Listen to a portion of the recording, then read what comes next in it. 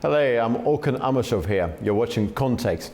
When Turkey and Israel announced that they would restore full diplomatic ties with each other back in August 2022, many analysts predicted that the road ahead would be a long one, fraught with uncertainties.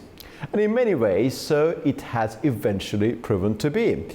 Turkish-Israeli relations have deteriorated periodically over the last 18 or so years, with the very last crisis in bilateral relations having been induced by the events following the 2023 Hamas-led attack on Israel.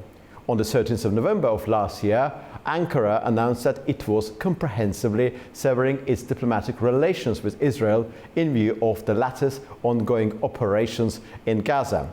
Very recently, in fact on the 7th of April, US President Donald Trump touted himself as a mediator between these two nations over Syria, citing his excellent relations with President Erdogan, praising his acumen and abilities, even describing him as being very smart indeed. On the 10th of April, at the annual ADA University Policy Forum in Baku, Azerbaijani President Ilham Aliyev talked about his country's discrete role in facilitating Israeli-Turkish normalization in the past, emphasizing that both countries, Israel and Turkey, are close friends of Azerbaijan. In some ways, as a logical continuation of this chain of developments and statements, on the 11th of April, delegations representing two countries have actually met. A post shared by the X account of the Prime Minister of Israel states that, pursuant to a directive from Prime Minister Netanyahu, diplomatic security delegation led by National Security Council, Mr. Hanegbi, with the participation of senior representatives from the Defense Ministry and the security services, met with a parallel Turkish delegation. And it has also been said that Azerbaijan played an important role in this process, and the Israeli side thanked Azerbaijan and President Aliyev for hosting the important talks.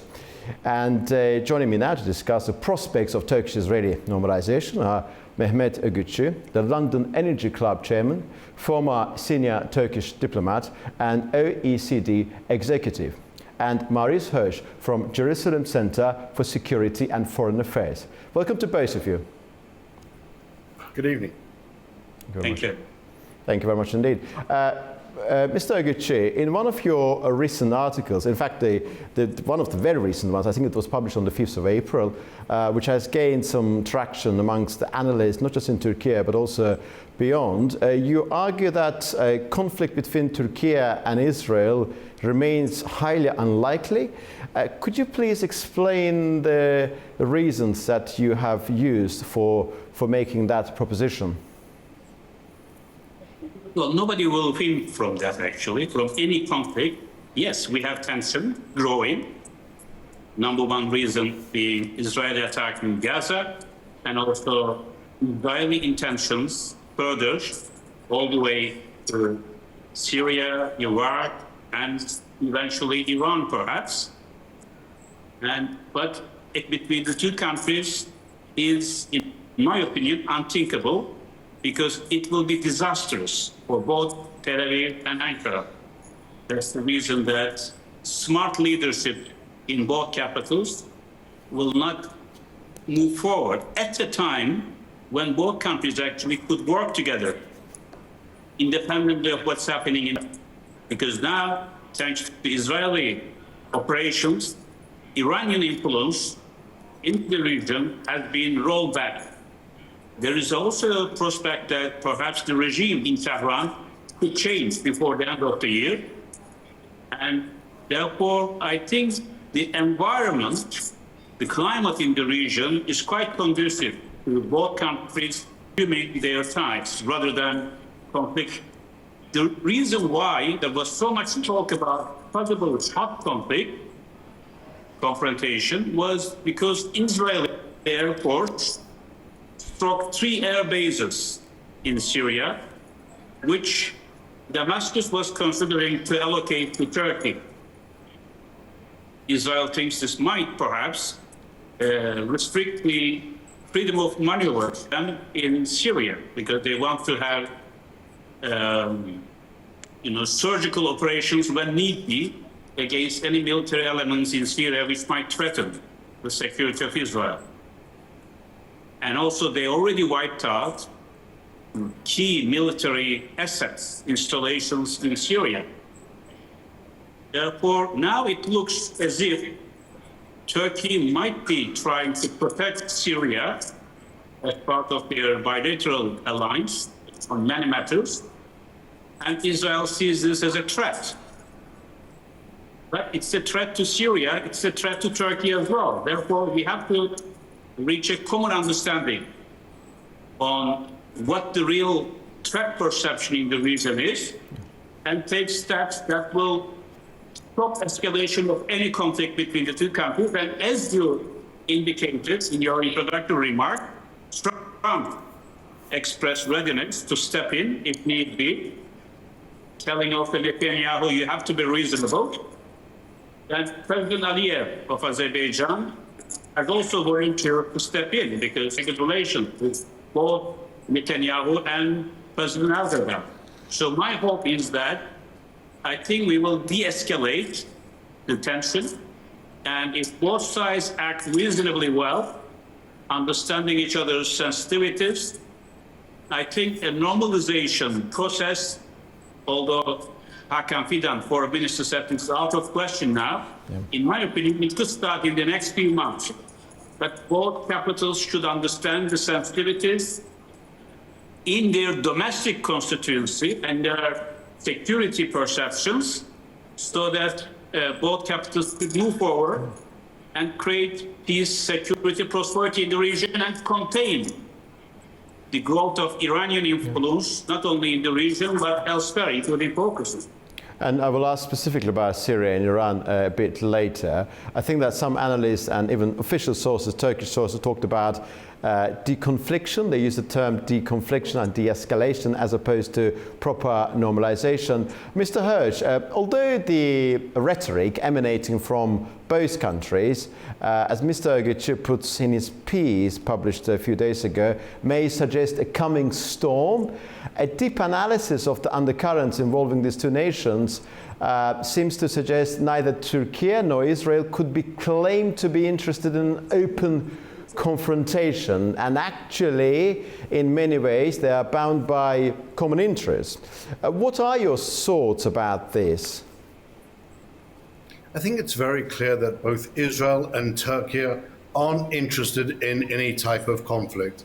Israel's main interest is to ensure that the new and developing Syria doesn't remain the threat that it was until the fall of Assad, and that the new leadership of Mr. al-Shara manages to stabilize Syria and really take it off the axis of evil that was really part of Syria's DNA for a very long time, unfortunately.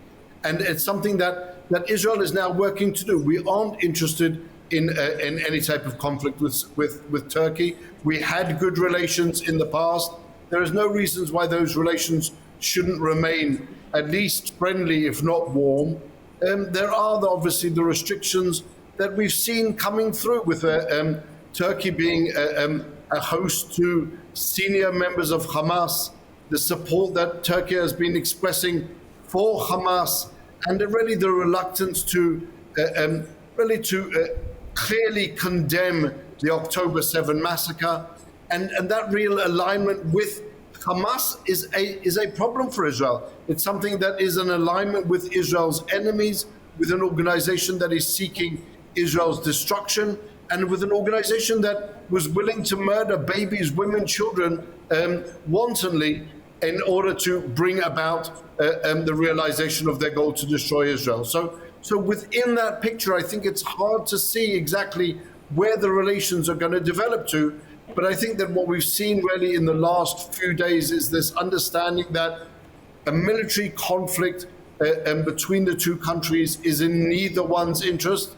Israel will continue to ensure that its security interests in Syria are upheld.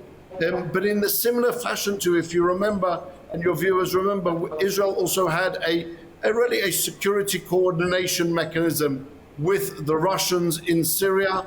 And I would assume and hope that is the mechanism that's being worked out as we speak between the chief Anegbi and his counterpart in Turkey. And so we can get to a modus operandi which is neither offensive to either side and mutually beneficial to both sides.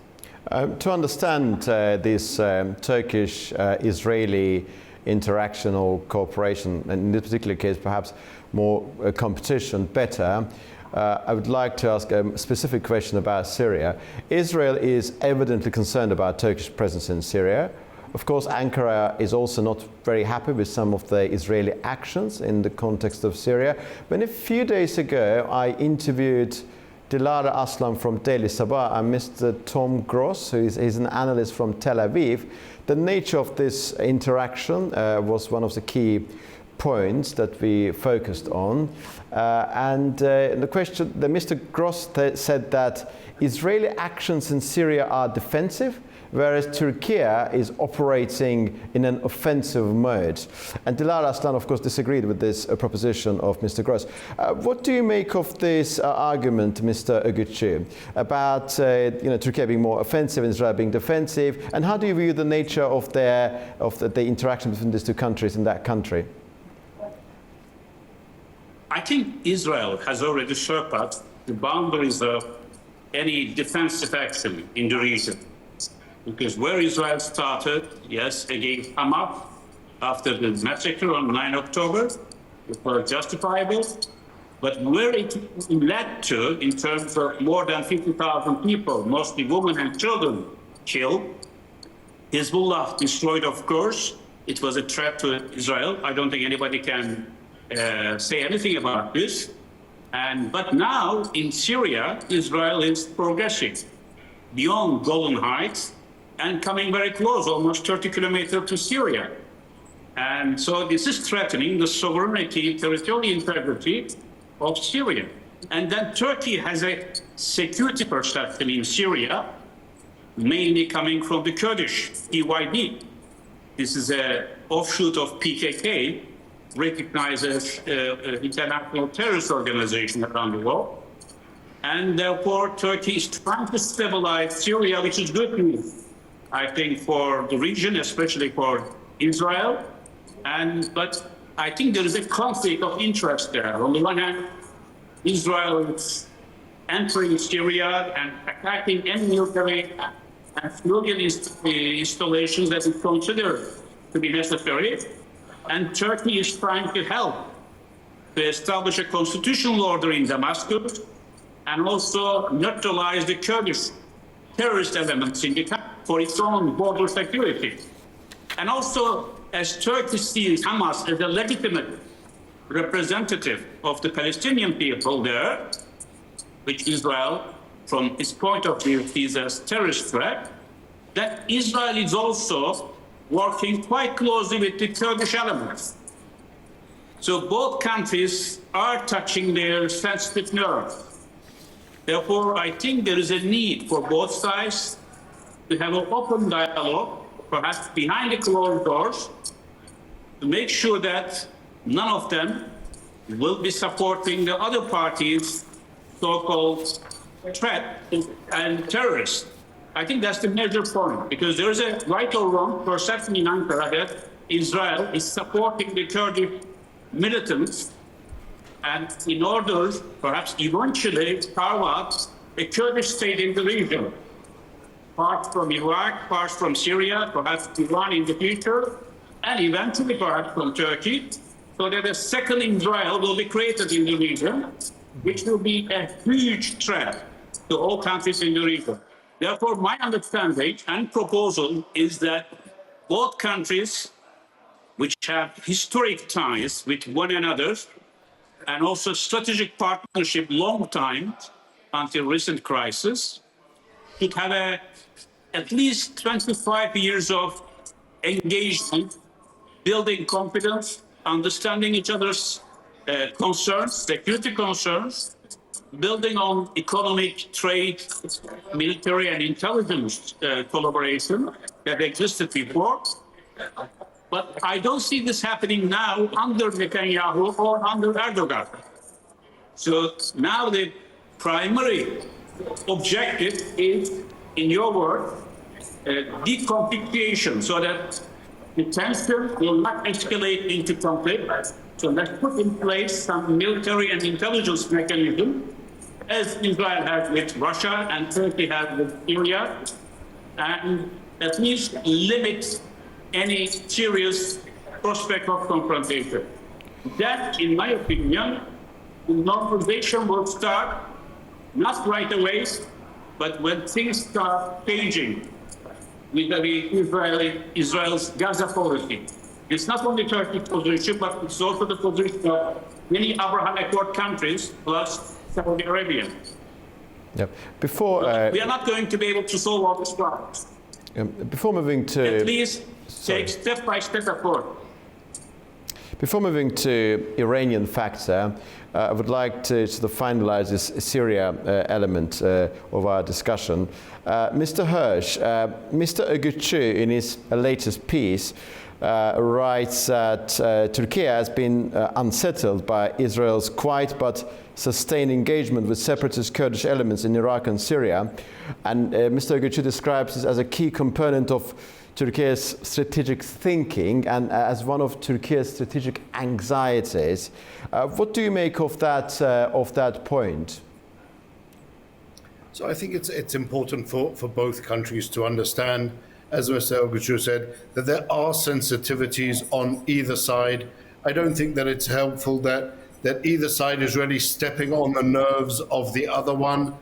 I think there's really a very clear line as to supporting terrorism, to the really bravado that's coming out from some of the Turkiye sources. One of the analysts saying just a few days ago that the Turkish army could invade Israel and conquer Tel Aviv within days. I don't think that any of these statements are really very helpful on promoting what needs to be the stability of the Middle East after the great shakeup that's already taken place. And it's something which both sides need to really put their best attention to find a way to work together to improve relations if possible. I'm sure that Israel would certainly welcome a Turkish decision to expel the members of Hamas who have been resident in Turkey and really to align itself with most of the Western countries who have condemned the October 7 massacre and condemn the terrorists. I think that's something which would certainly be a basis for Israeli reciprocation. I don't think we're seeing the same level of support, certainly not for terrorist activities that we've seen from Turkey towards Hamas. So I think that both sides need to really take their steps forward to ensure that we're building stability rather than destabilizing the area.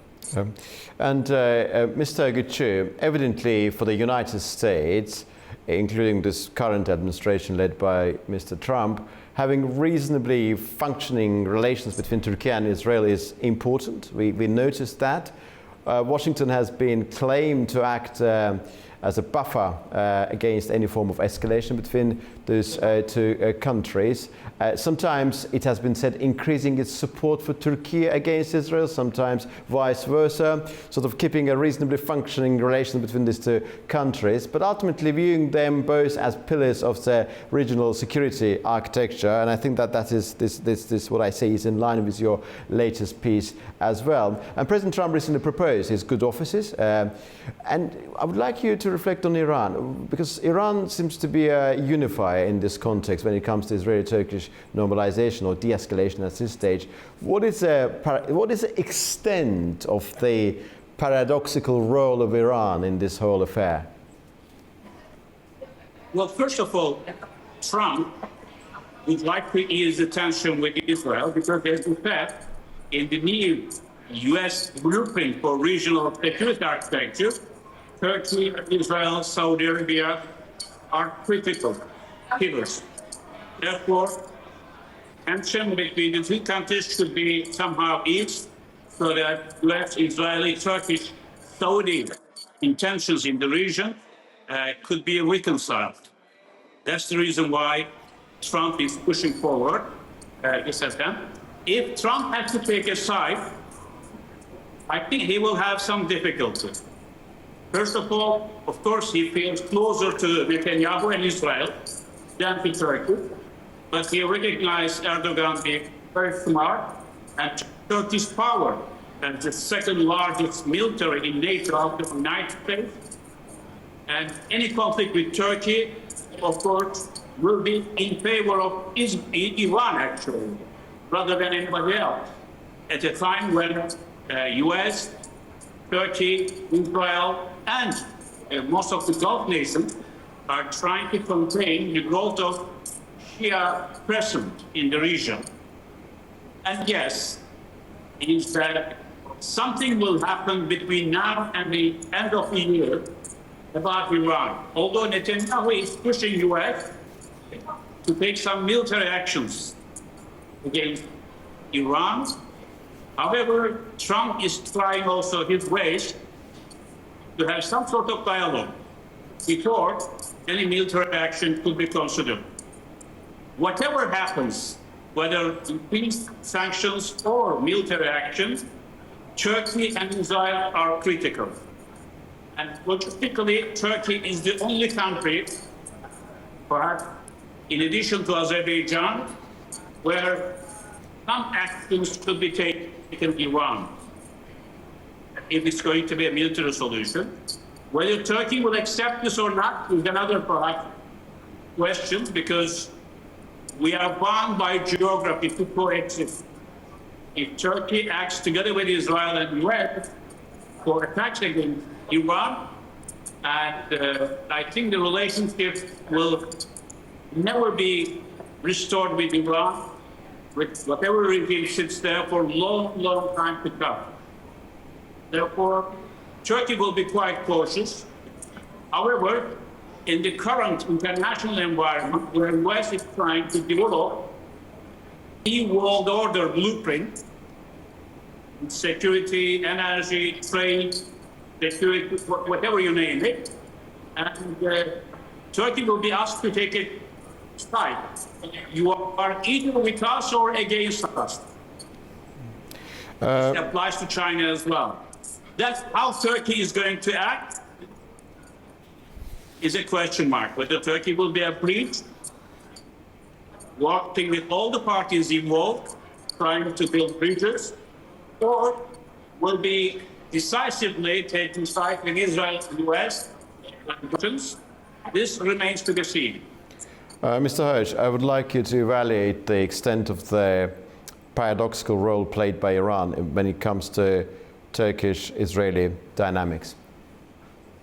I think it's quite right to say that Iran is a common enemy of both Israel and Turkey.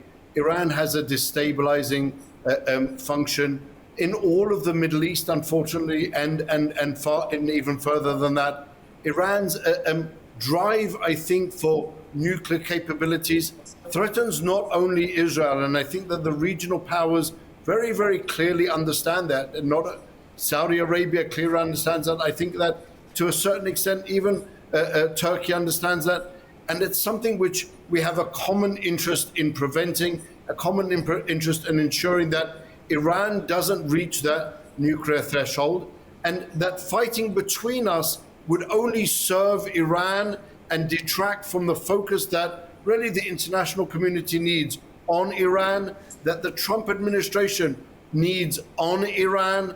And that is something that I think that Prime Minister Netanyahu understands very, very clearly. And so he's not interested in a tit for tat with anyone, really, with Turkey in particular, and really promoting this idea of focusing on what is important in the region, what are the true threats in the region, and where we can really operate potentially even together to mitigate those threats. Iran pushing forward all the time, as I said, it provides really a threat to everyone, and it is in no one's interest that we allow Iran to march forward to its nuclear capabilities.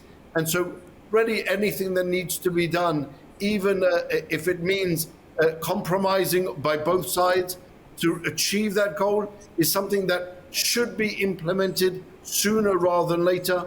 We don't want to see any type of unfortunate incidents where mistakes happen in any type of conflict, and obviously we'd want to avoid those mistakes, avoid the conflict, avoid the potential even for conflict, and therefore the coordination that I think is now being hammered out is possibly a good step on the way to, first and foremost, restoring the dialogue between Israel and Turkey, and possibly that can be something which can be used as a springboard for developing further relations and really clarifying past grievances and really getting over some of the animosity. Well, thank you very much indeed to both of you, Mehmet Öğütçü and Maurice Hirsch. And actually, Mehmet Bey, Mr. Öğütçü in his recent article talks about the importance of using proper language and rhetoric being of great significance. So inflammatory rhetoric may win applause at home, but diplomacy wins peace and preserves national interests, says Mr. Öğütçü in his latest piece. It's a very important moment in many ways, I believe, because we know that both President Erdogan and Prime Minister Netanyahu are incredibly charismatic and powerful figures. Of course, international public opinion about them is not universal. There are critics of them, of course, needless to say, and there are those people who admire these two leaders. And the question to what extent the power of the personality associated with these two figures, will this element will be in favor of the normalization or will limit or constrict it? It's of course another question, perhaps a subject for another discussion. I'm grateful to both of you. Yeah. Here I think, may I just add another thing here? By all Both in means. Israel and Turkey, there are extremist constituencies pushing for hardline policies. Islamist groups in Turkey saying that Turkey continues to collaborate with Israel, especially in economic terms and intelligence sharing, despite what happened in Gaza. And I think the same happens in Israel as well. And there are extremist elements, fundamentalists in Israel, pushing Netanyahu to take a harsh action against Turkey, even calling for Turkey to be expelled from NATO. Of course, this is not going to happen, but therefore, both leaders, while taking care of their domestic reactions and forces, and should act in a very smart way as real statesmen, looking after their country's strategic national interests, not portions of the public opinion. So, our discount the role of Russia and China with Iran. Both of them consider Iran to be the bridgehead in the region, and they will not let it go easily. Of course, they are also against nuclear capabilities acquired by Iran, but they don't want Iran to be utilized by Israel, United States, and Turkey. Or another front there that we have to think about. Well, thank you very much again. I reiterate my thanks to both of you, Mehmet Öğütçü and Maurice Hirsch. Well, today we've discussed the Turkish-Israeli normalization efforts and the news that we heard today, and I've conversed with Mehmet Öğütçü, the London Energy Club chairman, former senior Turkish diplomat and OECD executive, and also Maurice Hirsch from Jerusalem Center for Security and Foreign Affairs. Of course, Turkish-Israeli normalization is a very, very complex subject. There are a number of components. Iranian factor being utilized as a unifier when it comes to realignment of Israel and Turkey and their approach to the ways in which affairs should be conducted in the Middle East is one essential component. Role played by Azerbaijan, providing a platform, venue, is also, of course, something that is deserving a closer inspection. And naturally, in the grand scheme of things, Turkey and Israel remain rivals, but also they are two countries that are effectively bound by common interests. We try to navigate this complex landscape and reflect on what is likely to come. You were watching Context. I'm Orkhan Amashov, and see you very soon indeed.